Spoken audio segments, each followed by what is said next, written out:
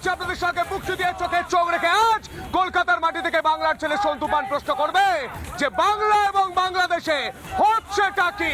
এই বাংলায় লগ্নজিতা একজন গায়িকা, তিনি যখন মঞ্চে উঠে জাগো মা গাইতে যান তখন তাকে থামিয়ে দেওয়া বলা হয় যে সাম্প্রদায়িক গান গাওয়া যাবে না। এটা কোন সাম্প্রদায়িক গান? জাগো মা, মাতৃ আরাধনা। তাতে কাদের অসুবিধা হচ্ছে, কাদের ঝাল লাগছে? লগ্নজিতা একজন মহিলা সঙ্গীত শিল্পী, তার সঙ্গে অভব্য আচরণ করা হয়, এমনকি মারধর পর্যন্ত করতে চায় এই ব্যক্তি। তাকে রিপাবলিক বাংলা প্রশ্ন করে একাধিকবার প্রশ্ন তোলার পর এই বাংলার পুলিশ গ্রেফতার করে। আমি জানতে চাই যে বাংলাদেশ আর বাংলা দুটোর মধ্যে কোনো মিল খুঁজে পাচ্ছে, কোনো পার্থক্য আছে?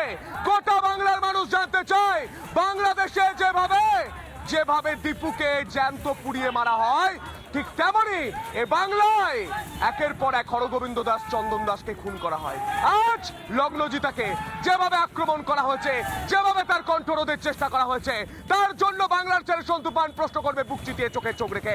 সন্তু পান তো প্রশ্ন করছে, কান পেতে একবার শুনুন সেই বুদ্ধিজীবীরা কি প্রশ্ন করছে, যারা কিছু হলে মোমবাতি নিয়ে রাস্তায় নেমে পড়ে।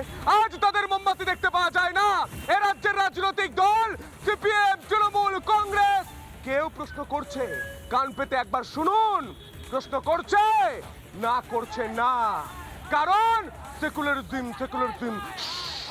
কিচ্ছু বলা যাবে না। কেন বলা যাবে না? হিন্দু স্বার্থে কেন প্রশ্ন করা যাবে না? কেন হিন্দুরা মানুষ নয়? গর্ব করে হিন্দুদের স্বার্থে প্রশ্ন করতে এত ভয় কেন বাড়ছেন? প্রশ্ন করবে বাংলার ছেলে সন্তু পান বুক চিতিয়ে চোখে চোখ রেখে। আসবো ছবিতে, আসবো আলোচনায়। প্রথমে দেখে নেব লগ্নজিতা, সম্মানীয় গায়িকা, তিনি ঠিক কি বলছেন, কি অভিযোগ করছেন, শুনবো।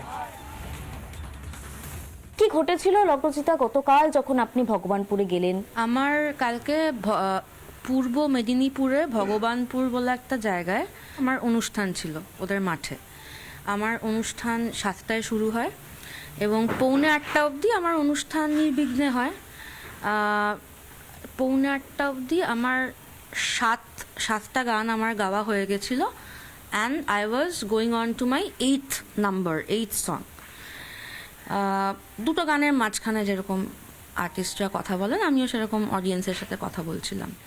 তো আমি যখন 7th এবং 8th গানের মধ্যে কথা বলছি, এই গানটা শেষ করে, তখন হঠাৎ দেখলাম একজন মানুষ দৌড়ে স্টেজে উঠে এলেন, হেঁটে না, দৌড়ে স্টেজে উঠে এলেন এবং কিছু বোঝার আগেই আমি দেখলাম যে উনি প্রায় আমার এখান অবধি চলে এসছেন। উনি আমাকে মারতেই উঠেছিলেন, কিন্তু উনি আনফর্চুনেটলি উনি আমাকে মারতে পারেননি, কারণ উনি যখন এরম একটা জায়গায় ছিলেন তখন 2-3 জন ওনাকে টেনে নিয়ে যায় এবং যখন উনি আমাকে মারতে পারেন না এবং যখন ওনাকে টেনে নিয়ে যাওয়া হচ্ছে তখন, and I had the microphone in my hand, right, because I was talking to the audience.